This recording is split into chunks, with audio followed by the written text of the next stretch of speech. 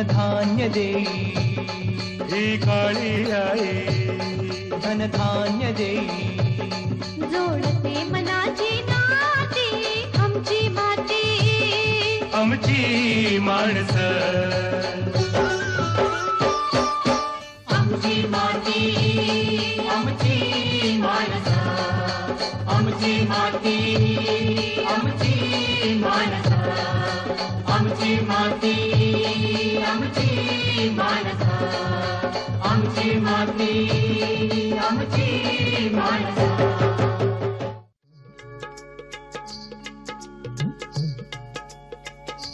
नमस्कार शेतकरी बंधू भगिनींनो, आमची माती आमची माणसं या कार्यक्रमात आपल्या सगळ्यांचं मनपूर्वक स्वागत आहे. पूर्वी काय होतं, माणूस निसर्गाला दैवत देव मानायचा, तेव्हा सगळं चांगलं होतं, ठीकच्या ठिकाणी सगळं आपापल्या जागी होतं. पण काळ बदलला, माणूस बदलला, त्यामुळे घडलं काय की अतोनात अशी झाडांची कत्तल माणसानं प्रगतीच्या विकासाच्या नावाखाली सुरू केली. सिमेंटची जंगलं उभी राहिली आणि मग पर्यावरणाचा नाश व्हायला लागला. त्यामुळे ग्लोबल वॉर्मिंग वाढलं, प्रदूषण प्रचंड मोठ्या प्रमाणात वाढलं आणि त्याचे परिणाम आत्ता आपण भोगतो आहोत. कधी अतिवृष्टी, कधी गारपीट, कधी दुष्काळ, अशा एक ना अनेक समस्या निर्माण झाल्या. बरं, आता या सगळ्या समस्यांना उत्तर काय? उत्तर आहे वृक्ष संवर्धन करणं, झाडं लावणं. त्यामुळे जैवविविधता टिकून राहील. आज आपण याच विषयी बोलणार आहोत. जैवविविधता उद्यानं हा आहे आपला आजचा विषय आणि आज आपल्यासोबत रंगनाथ नाईकडे सर आलेले आहेत. रंगनाथ नाईक वनसंरक्षक, सामाजिक वनीकरण पुणे, ज्येष्ठ वनाधिकारी आहे. सरांचा अनुभव फार प्रचंड मोठा आणि गाढा असा आहे. संपूर्ण महाराष्ट्रात त्यांनी या क्षेत्रात काम केलेलं आहे. सामाजिक न्याय जो विभाग आहे त्यात त्यांचं बरंच मोठं योगदान आहे. सर साहित्यिक आहेत, परत व्याख्यानं, प्रवचनं, कीर्तनं ते संपूर्ण महाराष्ट्रभर करत असतात. आणि MPSCचे जे विद्यार्थी आहेत, स्पर्धा परीक्षांचे विद्यार्थी, यांच्यासाठी रंगनाथ नाईकडे हे नाव काही नवीन नाही. सरांनी अनेक पुस्तकं लिहिली आहेत. कृषी घटक हे महत्त्वाचं पुस्तक, तसेच लहान मुलांसाठी त्यांचं एक पुस्तक आलंय, ते म्हणजे वन्य प्राण्यांच्या जगातल्या गमती जमती. एवढं मोठं कार्य, एवढा मोठा आवाका, मग पुरस्कारही तेवढेच मोठे. अनेक पुरस्कार सरांना लाभलेले आहे. असं एक अष्टपैलू व्यक्तिमत्व आज आपल्यासोबत आहे आणि अत्यंत महत्त्वाच्या विषयावर आज ते आपल्याशी बोलणार आहेत. तर त्यांचं कार्यक्रमात मी स्वागत करते. नमस्कार सर. नमस्ते ताई. कार्यक्रमात आपलं मनपूर्वक स्वागत आहे सर. नमस्कार. अत्यंत छान विषय, जिव्हाळ्याचा विषय. म्हणजे प्रत्येकाला असं वाटतं की माझ्या भोवती झाडं असावी, झाडाच्या सावलीत मी असावं आणि हिरवगार असं वनराई पाहिली का किती छान वाटतं. त्यासाठी पर्यटनालाही लोक बाहेरगावी जातात किंवा अशा अनेक गोष्टी करतात. पण ते जपणं, जोपासणं महत्वाचं आहे, नाही का? अगदी बरोबर आहे. तर जैवविविधता याबाबत काय सांगाल सर सुरुवातीला? नाही, फार सुंदर विषय आपण निवडला. विशेषतः जैवविविधता हा जो विषय आहे हा छोट्यातल्या छोट्या व्यक्तीपासून किंवा समाजातील प्रत्येक घटकाशी, मग त्यामध्ये गरीब असेल, श्रीमंत असेल, प्रत्येक व्यक्तीशी निगडीत हा जैवविविधता विषय आहे. आता जैवविविधता हा जरी शास्त्रीय शब्द मोठा वाटत असला तरी सर्वसामान्यांच्या दृष्टिकोनातून जर आपण विचार केला तर जैवविविधता म्हणजे काय असं जर आपण विचारलं मला, किंवा जर तसा विचार केला तर त्यामध्ये मग मोठी वनस्पती असेल, मोठ्यातली मोठी वनस्पती असेल, मोठ्यातला मोठा प्राणी असेल, किंवा छोट्यातला छोटा जंतू असेल, जीवजंतू असेल, जे सजीव आहे त्या सृष्टीमध्ये, त्या सजीवांमध्ये असलेली विविधता आपण म्हणतो ना, त्याला इंग्लिशमध्ये आपण म्हणतो डायव्हर्सिटी, त्याला जैवविविधता म्हणतात. आणि मग ती बायोडायव्हर्सिटी, बायो म्हणजे काय, जीव, जीवांमधली जी विविधता आहे त्याला आपण जैवविविधता म्हणतो. आता हे जैवविविधता शास्त्रीय दृष्टिकोनातून अजून त्याचे बरेच वर्गीकरण केलेले आहे. त्याच्यामध्ये जनुकीय विविधता, जनुकीय म्हणजे जीन डायव्हर्सिटी किंवा जीन विविधता किंवा जनुकीय विविधता. त्याच्यानंतर आपण जातीय विविधता म्हणतो, जातीय विविधता म्हणजे स्पेसिस डायव्हर्सिटी. आणि त्याबरोबर परिसंस्था म्हणजे इकोसिस्टम जे असते, इकोसिस्टममधली विविधता. अशा अनेक प्रकार त्या जैवविविधतेमध्ये मोडतात. पण आजचा जो विषय आपण निवडला, सध्याच्या काळाची जसं आपण पार्श्वभूमीमध्ये सांगितलं का सध्या आता सिमेंटची जंगलं वाढले, कॉन्क्रीटची जंगलं वाढले, लोकसंख्या वाढली. आणि मग याच्यावरचं जे उत्तर जे आहे, आज प्रत्येक शास्त्रज्ञ असेल, प्रत्येक संशोधक असेल, किंवा प्रत्येक मग तो प्रशासकीय अधिकारी असेल, उद्योजक असेल, प्रत्येकजण ह्या प्रश्नाशी कुठे मला उत्तर मिळेल, आणि त्याचं उत्तर हे जे आहे आजच्या ह्या बायोडायव्हर्सिटी, त्याचं संगोपन, त्याचं जतन आणि त्याच्यामध्ये वाढ कशी होईल याच्यामध्ये दडलेलं आहे, असं मला सांगायला आपल्याशी आनंद होईल. नक्कीच आहे. म्हणजे तसं तर उत्तर बघायचं झालं तर एका वाक्यात आहे. खूप सुंदर असं जग आहे अवतीभोवती, खूप छोटे छोटे मोठे असे जीवजंतू आहे, जैवविविधता आहे जी आपल्याला बघायला आवडते, अगदी मग बरोबर. ती जपायलाही हवी, जपायला आणि हवी. त्यामुळेच त्याला एवढं महत्व महत्त्व प्राप्त आलेलं आहे. झालंय की नाही, काय सांगाल सर? नाही, आता पहा, आता विषय निघाला, तुम्ही जपायला हवं वगैरे आपण म्हटलात का, तर तुम्ही पाहिलं असेल मार्चमधून, म्हणजे मार्च 2020 पासून ते आज ह्या टुडे आत्ताच्या क्षणापर्यंत आपण एका मोठ्या संकटातून आपण जात आहोत. मग त्यामध्ये फक्त आपलं राज्य, जिल्हा किंवा देश नाही तर संपूर्ण विश्व एका मोठ्या आंतरराष्ट्रीय प्रश्नाने एक गिळंकृत केलेला आहे, आणि तो प्रश्न म्हणजे कोरोना किंवा कोविड-19 किंवा कोविड-19 ज्याला आपण म्हणतो. ह्या प्रश्नाचा जर आपण गांभीर्याने विचार केला, मग त्याच्यात अनेक संशोधन चालू आहे, अनेक विचार मतप्रवाह चालू आहेत. ह्या कोरोनाच्या विषयीचं जो आपण संशोधन पाहिलं असेल आणि त्याचे परिणाम, दृश्य परिणाम, अदृश्य परिणाम जर पाहिलं असेल तर हे अतिशय गांभीर्याने घेण्यासारखा विषय जो आहे. का कोरोनाचं जर कोरोना होऊच नये किंवा कोरोना आटोक्यात कसा आणायचं याचं संपूर्ण उत्तर जर पाहिलं, लस येईल तो नंतरचा भाग, प्रिव्हेंटिव्ह मेजर म्हणून जे आपण जर विचार केला तर सर्वात महत्त्वाचं कारण म्हणजे हे जैवविविधतेवर जे आलेलं संकट आहे त्या संकटाशी निगडीत त्याचं उत्तर आहे.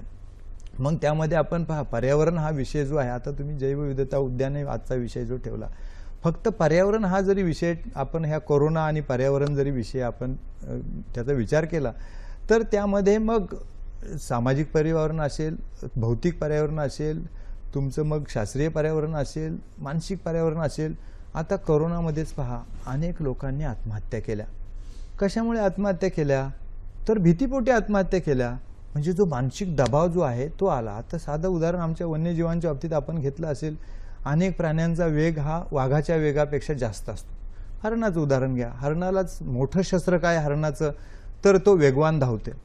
पण वेगवान धावत असताना सुद्धा वाघाच्या ते एकदम कवेत येतं. याचं मेन कारण असं आहे, मुख्य कारण आमचं जे काही अभ्यासाच्या दृष्टिकोनातून पाहिलं, हरिण हे मागे वळून पाहतं, दुसरं त्याच्या पाठीमागे जो वाघ लागलेला असतो त्याच्यामुळे त्याची दमछाक झालेली असते किंवा त्याला भीती वाटत असते आणि त्या भीतीपोटी त्याचा मृत्यू होतो. साधं सश्याचं उदाहरण घेतलं तर सध्याला तुम्ही जर जंगलात गेलात, दोनदा गाडीचा डिपर जर दिला तरी ससा जागेवरती त्याचा मृत्यू होतो. हे कशामुळे होतं? भीतीमुळे होतं. कोरोनामध्ये सुद्धा पाहिलं असेल आपण, बरेच मृत्यू जे आहे हे फक्त भीतीपोटी झालेले आहेत. त्यामुळे ही भीती जर तुम्हाला थोडीफार कशामुळे होते, तर हा जो काही पर्यावरणाचा असमतोल जो आहे, आता जसं आपण पार्श्वभूमी सांगताना सांगितलं का त्याच्यामध्ये बाबा बऱ्याच गोष्टींचं तफावत निर्माण झाली किंवा अतिक्रमण झालं, मग लोकसंख्या वाढली, जमीन तेवढीच राहिली. जमीन जी आहे आपली ती श्रिंक होत चालली दिवसेंदिवस. उलटं उद्योगधंद्यासाठी असेल, विकासाच्या कामांसाठी असेल, रस्त्यांकरता असेल, अनेक गोष्टींसाठी, शेतीसाठी असेल, जमिनीचा वापर वाढला आणि त्यामुळे ह्या संपूर्ण परिसंस्थेवरती एकदम दडपण आलं आणि त्याचा परिणाम मग असे वेगळ्या प्रकारचे आजार, वेगळ्या प्रकारचे संकट, मग गारपीट असेल, त्याच्यामध्ये दुष्काळ असेल, अतिवृष्टी असेल, अतिउन्हाळा असेल, या सर्वांचे त्याचे दृश्य परिणाम आपल्याला त्याचे दिसू लागलेले आहेत. आणि मग याच्यातून बाहेर कसं पडायचं, तर जसं आपण जे सांगितलं का परिसंस्थेची संरक्षण, संवर्धन आणि त्याच्यामध्ये वाढ कशी होईल, हा सर्वात महत्त्वाचं मोठं उत्तर आहे. बरोबर आहे. स्वातंत्र्यपूर्व काळात एक वेगळीच परिस्थिती होती आणि नंतर आता एक वेगळीच आहे. वेगळीच आहे. आता पूर्ण त्यात बदल झालेला आहे. म्हणजे स्वातंत्र्यापूर्वीची परिस्थिती आणि आताची परिस्थिती याच्यात पूर्ण बदल आहे. कारण त्यावेळेस लोकसंख्या कमी होती, आता लोकसंख्या खूप वाढली. दुसरं त्याच्यामध्ये चंगळवादी संस्कृती फार कमी होती. आता काय झालेलं आहे, हॅव्ज अँड हॅव नॉट मध्ये खूप फरक पडलेला आहे. म्हणजे आता काय झालेलं आहे, ग्रीडीनेस फार वाढलेला आहे. म्हणजे सामाजिक जर पाहिलं असेल आपण, माझ्याकडे ही वस्तू नाहीये याच्या अनहॅपीनेस आपल्याला तीव्रतेने जाणवतो. पूर्वी असं नव्हतं. पूर्वी शेजाऱ्याकडे मोटरसायकल असेल तरी काही वाटत नसायचं, शेजाऱ्याने गाडी घेतली तरी वाटत नसायचं. त्याला डेमॉन्स्ट्रेशन इफेक्ट म्हणतो आपण. ही आता जास्त वाढलेलं आहे आणि त्याच्यामुळे स्ट्रगल फार व्हायला लागलेला आहे. याचा परिणाम मग जंगलाची बेसुमार तूट, त्याच्यानंतर मग जंगलामध्ये जे काही मायनॉर फॉरेस्ट प्रोड्यूस ज्याला आपण गौण वनोपज म्हणतो त्याचे लूटमार, आणि मग त्याच्यात वाढ झाली नाही. भूगर्भातील पाण्याची पातळी कमी व्हायला लागली. कारण का आपण काय केलं, मुद्दलाच हात घातला. व्याजावर जागायला पाहिजे वैशिष्ट्य म्हणजे, परंतु आपण काय केलं, मुद्दल पण संपुष्टात आणली. त्याच्यामुळे पाण्याचे पुनर्भरण झालं नाही आणि पाण्याचा वापर मात्र बेसुमार वाढला. आता पाहिलं असेल आपण, 2 वर्षापूर्वी आपण सांगलीच्या मिरजवरून आपण लातूरला पाणी पुरवठा केला, तोही ट्रेननी केला. मग ही 21व्या शतकातली भूषणाव गोष्ट नाहीये काही एका मोठ्या शहराला एका मोठ्या शहरातून आपण पाणी पुरवठा तोही ट्रेननी करतो. बाबा मोठमोठे काही खनिजे बिनिजे वाहतूक केली तर समजू शकतो, पण पाण्याची वाहतूक, पाणी इम्पोर्ट करावं लागतं एका ठिकाणी. म्हणजे तुर्कस्तानमध्ये किंवा आपण तिकडे इस्रायलमध्ये ऐकलं का तुर्कीपासून पाणी इम्पोर्ट केलं जातं, पण महाराष्ट्राला ते किंवा देशाला सुद्धा आपल्या 21व्या शतकात पाणी पुरवठा एका शहरातून करतो. याचं मेन द्योतक काय, हे जसं सांगितलं जैवविविधतेचं जतन, संवर्धन आणि त्याची वाढ केली नाही, म्हणजे मुद्दल संपुष्टात आलेलं, हा महत्वाचा प्रश्न आहे. आमची माती आमची माणसं माणसं. सगळ्यात महत्त्वाचा प्रश्न आता या जैवविविधतेचं रक्षण कसं करायचं, काय नेमकी पावलं उचलली गेली आहेत त्या दृष्टीनं? नाही, आता हे पहा, पावलं उचललीत आपण जे म्हटलात त्याच्यामध्ये कसं आहे, एक वैयक्तिक पातळीवर पावलं उचलणं आवश्यक आहे. विशेषतः कसं आहे, दुसरं शासकीय पातळीवर केलं पाहिजे, दुसरी संघटनात्मक कार्य, आणि चौथी जी बाब आहे का अशासकीय संस्था ज्या असतात मोठं कार्य करू शकतात. आता जर शासन पातळीवर तुम्ही विचारलं, शासन पातळीवर जर विचार केला आपण, तर त्यामध्ये पहा, शासन हे घटनेतील जे काही आपलं चौकट आपल्याला घालून दिलेली आहे, एक कल्याणकारी राज्य म्हणून काम करत असते. मग त्यामध्ये आपल्याला जसे काही नियमावली घालून दिलेले, आपले अधिकार, आपली कर्तव्य घटनेमध्ये दिलेले आहेत, तसं राज्य कसं चालवावं याचं सुद्धा घटनात्मक चाकोरी दिलेली आहे. राज्य ज्यावेळेस काम करत असताना एक कल्याणकारी राज्य, म्हणजे सर्वसामान्यांपासून ते मोठ्यातल्या मोठ्या व्यक्तीपर्यंत त्याचं कल्याण कशात आहे, त्याचे हितकारक काय, त्याच्या दृष्टीने राज्याची पॉलिसी तयार होते. मग याच दृष्टीने आता हा जो गंभीर प्रश्न आहे याचा शासनाने वेळीच विचार केला आणि 2015ला म्हणजे 16 जून 2015ला एक शासन निर्णय शासनाने काढला. हा शासन निर्णय थोडं होलिस्टिक आहे, म्हणजे परिपूर्ण आहे. त्यामध्ये फक्त हीच एक योजना नाही तर असे 5 योजनांचा समावेश करून एक शासन निर्णय त्यांनी 16 जून 2015ला काढला. आणि त्यातला एक निर्णय हा जो आहे, स्वर्गीय उत्तमराव पाटील जैवविविधता उद्याने. मग हे उद्यान निर्मितीचा GR काढत असताना मग त्यामध्ये हरित टेकडी असा एक GR काढला. त्याचबरोबर त्यांनी रस्ता दुतर्फा किंवा रेल्वे दुतर्फा वृक्ष लागवड हा एक GR काढला. पाणथळं जे आहेत का, ज्याच्यामध्ये इकोसिस्टमचा किंवा परिसंस्थेचा एक भाग म्हणून एक पाणथळाचे विकास कसं करता येईल, म्हणजे जैवविविधतेचे घटक जे आहेत, उपघटक जे आहेत, त्यांचा परिपूर्ण विकास कसा होईल, त्याच्यात वाढ कशी होईल, काय पावलं उचलली पाहिजे. आणि ह्या 4-5 ज्या योजना होत्या त्यातली एक जी आहे ती म्हणजे तुमचं जैवविविधता उद्याने, त्याला नाव दिलेलं आहे मग स्वर्गीय उत्तमराव पाटील जैवविविधता उद्याने. बल्लारशाला आपण एक बोटॅनिकल गार्डनमध्ये पण ते विकसित करण्याचा निर्णय देखील त्यामध्ये घेतलेला आहे. मग हे विकसित करत असताना शासनाने काहीतरी गाईडलाईन्स ठरवून दिल्या होत्या, बाबा हे उद्देश काय त्याच्या पाठीमागचे, किंवा काय केलं असता हे जैवविविधता उद्याने ठरतील. मग शासनाने ठरवलं का असं, आता दुसरा भाग, तांत्रिक भाग सांगतो तुम्हाला, का श्रोत्यांना मला सांगायला त्याच्यामध्ये अजून आनंद होईल. का आपल्याकडे जसं म्हणतो आपण का भारतामध्ये जर पाहिलं तर भारतामध्ये सुद्धा खूप जैवविविधता आहे. म्हणजे जगाचा जर विचार केला आपण तर जगामध्ये भारताचा 10 ते 15 म्हणजे ह्या रँकिंगमध्ये नंबर लागतो. आपण मॅमल्सच्या बाबतीत म्हणजे जे सस्तन प्राणी आहेत, सस्तन प्राण्यामध्ये भारताचा जवळपास 8वा नंबर आहे. रेप्टाईल्स बाबतीत आपला 8वा नंबर आहे आणि खूप आपला वरचा नंबर आहे. म्हणजे जैवविविधतेच्या बाबतीत आपण भारताचा जो नंबर आहे जगामध्ये वरच्या 15मध्ये, म्हणजे 10 ते 15च्या रँकमध्ये आहे. भारतामध्ये जैवविविधता फार मोठ्या प्रमाणावर आहे. विशेषतः हिमालयमध्ये गेलात आपण तर हिमालयामध्ये शीत वेगळाच भाग आहे. तुम्ही नॉर्थ ईस्टला गेलात, पूर्व भागात गेलात, त्या भागात वेगळीच जैवविविधता आहे. दक्षिण भारतात तुम्ही तामिळनाडू किंवा कर्नाटका किंवा केरळामध्ये गेलात तर तिथली जैवविविधता फार वेगळी आहे. इकडे राजस्थान, गुजरातचा कच्छचा जो भाग आहे किंवा तो भाग जो आहे तो त्याची जैवविविधता फार वेगळी आहे. आपल्याकडे विशेषतः महाराष्ट्राचा जर विचार केला आपण, पश्चिम महाराष्ट्र जो आहे, पूर्ण सह्याद्रीचा जो पर्वत आहे, तिथली जैवविविधता तर जगामध्ये 1 नंबरची जैवविविधता मानली जाते. म्हणून आपलं कास पठार जे आहे किंवा आपलं राधानगरी अभयारण्य जे गव्यासाठी प्रसिद्ध आहे, त्याला जागतिक स्थळांचा दर्जा पण मिळालेला आहे. मग हे जे करत असताना मग विदर्भातली जैवविविधता वेगळी आहे, मराठवाड्यातली जैवविविधता वेगळी आहे, प्रत्येक ठिकाणची जैवविविधता वेगळी आहे.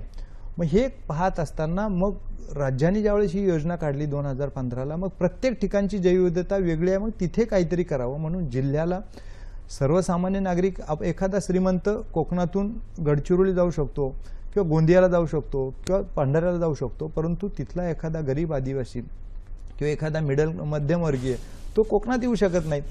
मग त्यावेळेस शासनाने काय केलं, प्रत्येक जिल्ह्याला 2 तरी कमीत कमी जैवविविधता उद्याने करावीत अशा प्रकारचा निर्णय घेतला. आणि मग त्याच्यातून हे साकारले. त्याच्यामध्ये पुढे आपण सांगू शकतो त्याच्यामध्ये आपण का ही उद्यानं करत असताना त्याचा उद्देश काय होता, तर त्याचा उद्देश काय, तिथे स्थानिक पातळीवर जी इकोसिस्टम आहे, म्हणजे त्याला तुम्ही तुमची परिसंस्था जी आहे त्याच्यामध्ये कोणत्या वनस्पती आहेत, कोणते प्राणी आहेत, मग त्याचा उपयोग कसा करून घेता येईल, की त्याची निर्मिती कशी करता येईल, अशा प्रकारचा होता. आणि मग तिथलं जो आहे, जसं आपण म्हणतो ना, आपल्याकडचा जो ठेवा आहे तो काय आहे, मग तो आपण जोपासायचा, त्याचा उपभोग घ्यायचा आणि तो ठेवा जो आहे पुढल्या पिढीसाठी हस्तांतरित करायचा, त्याच्यात थोडी वाढ करायची, असा एक उद्देश. प्रत्येक जिल्ह्याला 2, आपण जवळपास 65 जैवविविधता उद्याने आपण राज्यामध्ये वेगवेगळ्या जिल्ह्यांमध्ये विकसित केलेली आहेत. आमची माती आमची माणसं आमची माणसं. म्हणजे एकूणच या योजनेचं स्वरूप सांगण्यापूर्वी मला मध्येच एक नावाची आठवण झाली, राईबाई पोपरे. म्हणजे शासन त्यांच्या स्तरावर शासन काम करतंय, पण व्यक्तिगत स्तरावरही काही महिला या ठिकाणी पुढे आल्या आणि हे नाव तर सध्या खूपच गाजलंय. काय नाही, सांगाल? अगदी बरोबर. तुम्ही जी आठवण केली ती मला सुद्धा आठवण आली त्याची. तुम्ही आता अचानक हा विचारलं तुम्ही ते राहीबाई पोपरे नाव आपण सर्व म्हणजे पूर्वी हे फार कुणाला माहीत नव्हतं, पण अलीकडच्या काळात जसं तुम्हाला अचानक आठवलं हे नाव जैवविविधताच्या निमित्ताने, तर मला देखील त्याचं आता रिकलेक्ट झालं का. आता जे ह्या वर्षी आपण जे पद्मश्री पुरस्कार दिले, त्या पद्मश्री पुरस्कारामध्ये पहिल्यांदा एक अशिक्षित महिला का जी कुठल्याही शाळेत गेली नाही, आणि ती 1964चा त्यांचा जन्म आहे मला वाटते, ते म्हणजे आता जवळपास ते 57-58च्या वयाचे आहेत. तर ह्या महिलेला, अशिक्षित महिलेला पद्मश्री पुरस्कार मिळाला. मग नंतर ज्यावेळेस पेपरला आलं आणि जे ऐकलं, त्याच्यामध्ये त्यांना त्यापूर्वी 2018मध्येच त्यांना युनोनी म्हणा किंवा याच्यामध्ये त्यांना गौरव केला होता का ज्या जगातल्या 2018 वर्ष आपल्याला माहिती आहे का, 2018 वर्ष आपण हे म्हणजे स्त्री सशक्तीकरणाचं वर्ष होतं ते. आणि त्या 2018मध्ये त्यांना युनोनी ज्या जगातल्या 100 महिलांची निवड केली होती, त्याच्यामध्ये त्यांचं 72 का 74 क्रमांकावर ह्या राहीबाई पोपरे मावशींचं नाव होतं. तर ही असं काय मोठं कार्य यांनी केलं का ज्याला पद्मश्री पुरस्कार एका अशिक्षित महिलेला मिळाला. तर त्यांचं मूळ गाव आपल्याला सांगतो मी का, त्यांचं मूळ गाव आहे अहमदनगर जिल्ह्यातील जे अकोले तालुका आहे, म्हणजे संगमनेरच्या पुढे पश्चिम घाटात आहे तो, कळसुबाई शिखराच्या पायथ्याशी आहे. तर त्या राहीबाई पोपरे तिथे राहणाऱ्या अनेक अशिक्षित महिला, परंतु पहा म्हणजे शिक्षणाला जे ज्ञानाने समृद्धता पाहिजे, नुसतं पुस्तकी ज्ञान उपयोग नाही. तर ह्या महिलेला, अशिक्षित महिला, आदिवासी महिला, ह्या महिलेनी जे स्थानिक वाण आहे, आजचा जो विषय आहे बायोडायव्हर्सिटीच्या अनुषंगाने तुम्ही विचारलं म्हणून तुम्हाला विशेषतः धन्यवाद का बाबा, ह्या महिलेचा आणि जैवविविधतेचा काय संबंध आहे. तर ह्या महिलांनी, ह्या मावशींनी म्हणजे राहीबाईंनी जवळपास भाताचे असतील, वालाचे असतील, भेंडीचे असतील, अनेक भाज्या, अनेक कृषीचे जे वाण आहेत म्हणजे ज्यांचे जे बिया आहेत, ह्या स्थानिक प्रजातींचं संकलन केलं. आणि संकलन करून त्या थांबल्या नाहीत, म्हणजे अशा 50-55 जवळपास असा 150च्या पुढे वाण त्यांनी संकलित केलं. त्याचं एक बँक तयार केली. त्याला म्हणून तर आपले जे रघुनाथ माशेलकर सर आहेत, त्यांनी ह्या मावशींचा उल्लेख मदर ऑफ सीड्स असा उल्लेख केला. मग तिथून पुढे त्यांना ते बीज माता म्हणून त्यांचं नामकरण झालं आणि आज सर्वत्र त्या बीज माता म्हणून प्रसिद्ध आहेत. पण ह्या महिलेचं बघा त्यांचं कसं उगम पावला, तर त्यांचा नातू आजारी पडला लहानपणी. तर नातू आजारी पडला तर त्याचा शोध त्यांनी घेतला. म्हणजे बघा कुठल्या प्रकारचं शिक्षण नसताना शोध का घेतला, तर मग आपण जे हायब्रिड जे खायला सुरुवात केली, मग गहू असेल, मग त्याच्यामध्ये तांदूळ असेल, बाजरी असेल, ज्वारी असेल, हे हायब्रिड त्या नातवानी भाकरी वगैरे ते खाल्ल्यामुळे हायब्रिडची, तेव्हा नातू आजारी पडला. मग तिनं ठरवलं त्या दिवसापासून का मी आता माझ्या नातवाला असेल, कुटुंबातल्या प्रत्येक घटकाला असेल, मी फक्त स्थानिक प्रजातींचीच भाकरी आणि भाजीपोळी खाऊ घालेल. मग तिथून पुढे त्यांनी बीज संकलन केलं आणि आज त्यांनी 10 गावातल्या महिलांना एकत्रित करून त्यांनी बँक स्थापन केली आहे. आज राष्ट्रीय पातळीवर, आंतरराष्ट्रीय पातळीवर तिथून त्या बियांचा पुरवठा करता आणि कळसुबाई वनसंवर्धन समिती स्थापन करून त्यांच्याबरोबर आज तिथे अनेक महिलांना प्रगतीच्या पथावर आहेत. म्हणजे आपण म्हणतो ना की शुद्ध बीजापोटी फळे रसाळ गोमटी. बिलकुल खूप बिलकुल छान लिहून ठेवलंय संत साहित्यात. संत साहित्य आणि पर्यावरण, जैवविविधता याचाही फार नजदीकचा संबंध आहे नाही का, काय सांगाल? नाही, आता तुम्ही तुकाराम महाराजांचा, संत तुकोबारायांचा जो अभंग तुम्ही म्हटलं का, त्यातलं प्रमाण जे आपण म्हटलं का, शुद्ध बीजापोटी फळे रसाळ गोमटी. संतांनी तर त्या पर्यावरणाविषयी तर खूप मोठं लिखाण केलेलं आहे. म्हणजे त्यामध्ये विशेषतः माऊलींचं जर उदाहरण घेतलं तर त्यांनी म्हटले काय, नगरेची रचावी, जलाशय निर्मावी, महावने लावावी नानाविध. म्हणजे जलाशय निर्माण केली पाहिजेत, त्याच्याबरोबर महावने लावली पाहिजेत आणि त्याचबरोबर तुम्ही नंतर तिथे वस्ती बसवली पाहिजे का, नगर वसवलं पाहिजे. म्हणजे अगोदर वने लावा, त्याचबरोबर तुम्ही तिथे मग जलाशय निर्माण करा आणि मग तुम्ही तिथे वस्ती निर्माण करा, म्हणजे अशा प्रकारचा उद्देश त्यांनी दिला. किंवा तुकाराम महाराजांनी म्हटलं, बीज मोडे झाड होये, झाड मोडे बीज समाये, ऐशेनी कल्पकोडी जाये जातीनं नसे. म्हणजे जर तुम्हाला बीज जे त्यांनी उदाहरण दिले, जसं मी आता राही मावशींचं सांगितलं तुम्हाला, का बीजाचं किती महत्त्व असते, का बीज हे संपूर्ण सृष्टीला पडलेलं स्वप्न असते आणि ते स्वप्न सत्य सृष्टी उतरा म्हणून बीज, जसं तुम्ही सांगितलं शुद्ध बीजापोटी, बीजच जर तुमचं जर शुद्ध नसेल तर त्याच्यानंतर मग आपण पाहिलं असेल त्याची प्रजाती कशी होते आणि त्याचे कसे आजार अनेक उद्भवतात. तसं तो प्रकार आहे. तुकाराम महाराजांनी सांगितलं, बीज मोडे झाड होय, म्हणजे संपूर्ण सृष्टीचं जे काही विश्वातलं जे गाभा आहे तो बियांमध्ये आहे. माऊलीने सांगितलं, वसंत तेथे वने, वने तेथे सुमने, सुमने पालिंगने सारंगाची. तुकाराम महाराजांनी एकनाथ महाराज अतिथी आली या वृक्षापाशी, वंचनार तू न करीत आयाशी, म्हणजे हा पर्यावरणाचा संदेश त्यांनी त्याच्यातून दिलेला आहे. का वृक्षाजवळ जर तुम्ही अतिथी, जसं आपल्या घरी आल्यानंतर आपण आनंदाने त्याचं स्वागत करतो, आमचे नाथ महाराज म्हणतात का त्याच्यामध्ये वृक्ष जो आहे हा तुमचा अतिथी, जर तुम्ही त्याच्याकडे गेलात तर त्याचं फळ पुष्प सर्व संपूर्ण म्हणजे फळ देतात, पुष्प देतात, त्याच्याबरोबर त्यांची साल देतात, मूळ देतात, हवा देतात, मग प्रत्येक गोष्ट ती त्यागात असते. म्हणजे पर्यावरणाचा फार मोठा संदेश आमच्या संतांनी दिलेला. कबीरांचं उदाहरण बघा ना, त्यांनी म्हटले की बा कोणतं झाड कुठे लावो, त्यांनी म्हटले, बडा हुआ तो क्या हुआ पेड़ खजूर, पंथस्थ को नई छाया फल लागे बहुत दूर. प्रत्येक संतांचं वर्णन केलं तर तो वेगळा टॉपिक होईल, परंतु संत साहित्यामध्ये आपल्या फार मोठी उंची डेप्थ त्यामध्ये या पर्यावरण रिलेटेड किंवा जैवविविधते रिलेटेड संत महात्म्यांनी दिलेली आहे. बरं, आता संतांचे आपण नेहमीच याबाबत असणार आहोत. अनेक गोष्टी त्यांनी पूर्वीच सांगून ठेवल्या आहेत. आता जे स्वर्गीय उत्तमराव पाटील उद्यान आहे त्यांचा जर आपण महाराष्ट्रातल्या एकूण उद्यानांच्या बाबतीत विचार करायचा तर साधारणतः किती उद्यानं आहे, कशा स्वरूपाची आहेत ही, या योजनेचं स्वरूप नेमकं काय आहे? आता आपण मागाशी मी आपल्याला बोललो, श्रोत्यांना पण सांगितलं आमच्या, का त्याच्यामध्ये आपण जिल्ह्याला 2 अशी ठरवली, परंतु जागेची उपलब्धता आणि हे पाहता मग आपण जर साधा विचार केला, आपल्या राज्याच्या पूर्वेकडून विचार केला आपण, मग तिकडनं गडचिरोली सर्वात शेवटचा जिल्हा आहे म्हणून गडचिरोलीचा विचार केला, तिथे धानोरा म्हणून गाव आहे, हे नॅशनल हायवेला लागून ते गाव आहे. त्या धानोऱ्यामध्ये बघा आदिवासी बांधवांकरता तिथं आपण एक वन उद्यान किंवा जैवविविधता उद्यान आपण विकसित केलेलं आहे. तिथे रामायण वन केलेलं आहे, मग तुमचं नक्षत्र वन केलेलं आहे. अशा प्रकारे आदिवासींना हे रामायणाची माहिती त्या वनांच्या माध्यमातून मिळते.